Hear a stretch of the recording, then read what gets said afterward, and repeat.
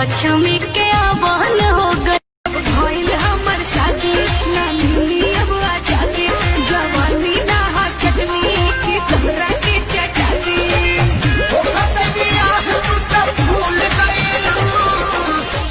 देखी जीजाजी ज्यादा नहीं की बोलत अपना के देखी ना पहले का अंगना में ताहर हिलेला कमर लवंडा नियो नया अंगना में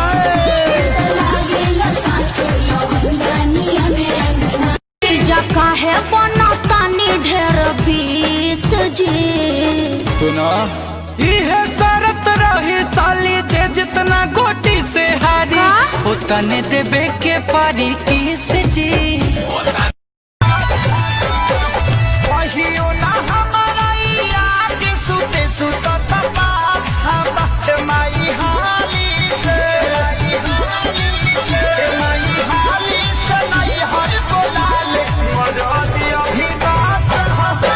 कहतनी जे करी तबे सटे पंजरिया दे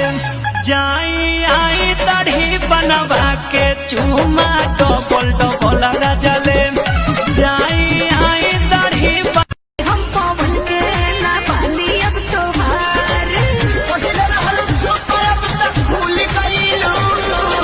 काहे खेसरिया के भूल गईलो हमर सैया घूमे लेके बसा हवा हो पानी लाई खाई सखी सब कर दूला हवा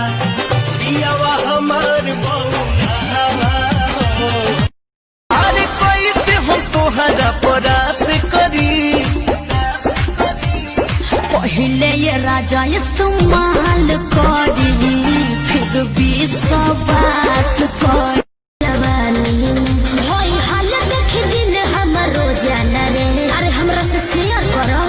मन जहिया तोरा में खो जाला रहे तब सपने में अपन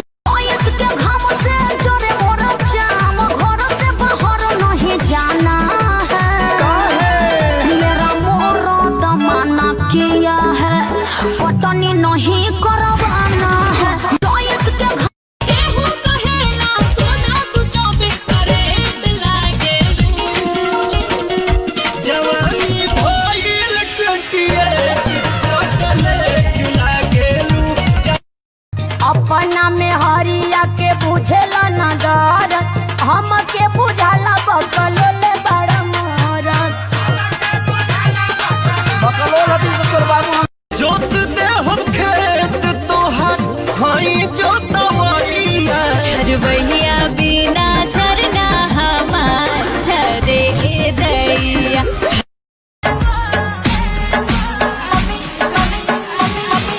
मेरी मम्मी को पसंद नहीं है तू वे तेरा गोरा मुंह में बसते नूम कहा जनिया वे कौन सेंट लगा के चली जाला सखी पूरा गली गमका के तो रजनी गांधा रोज चबाला सखी बुलेट बोला न पड़नी बहुत लगैनी पहिला मुलाकात में कसरती की चली हलास सस के हमारे साथ हमरा के तनी तो न मानेला दोसर देवाली जाट फानेला ई त घूमी घूमी खोजत चारा भातार भटियारा रोहता जाके आरा का केहू गलत ना कहे अपना चीज के हो केहू गलत ना कहे अपना चीज के हो बोलो का भाव बात हरा का कहीं चलो ना लभ के क्लास करे के अभी कहो तेरू टाइम पास करके पाछे फेरा में अभी बनी हम काचे कुंवर राजा जी अभी बनी हम काचे कुंवर राजा जी हमके मर दे चाहिए भूमिहार राजा So move out the way. I am a rider, provider. Bring the heat. रानी माजा जुड़ा उड़ा उड़ा उड़ा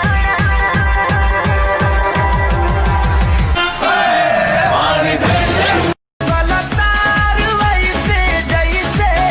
सरसों के सगिया ताजा उड़ा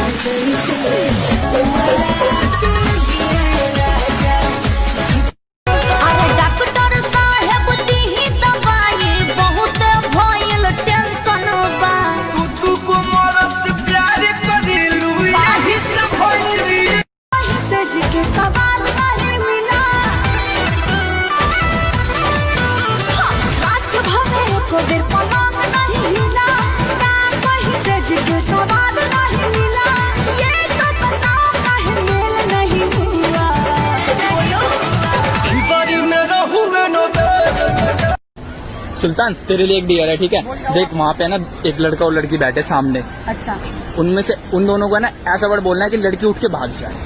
ठीक है? पीट के मत आइयो। हेलो, हाँ भाई कहाँ पर है? तेरी बहन तो यहाँ बैठी है, अरे रोक में है ना, जल्दी आ भाई,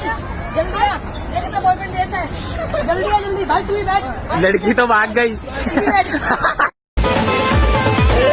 लागे कि तोहरा बुखार बाटे भीतर, गरम हमार